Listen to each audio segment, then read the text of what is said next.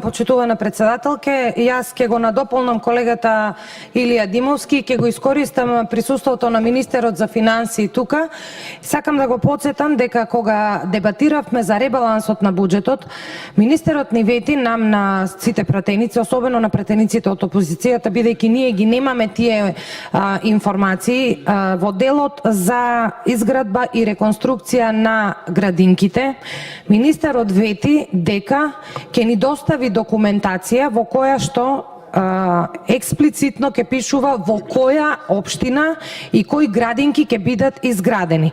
Такво нешто спомнавме и на пленарна седница, го подсетивме министерството, но до ден денеска тие информации ние ги немаме. Зошто го говорам ова? Затоа што голем број на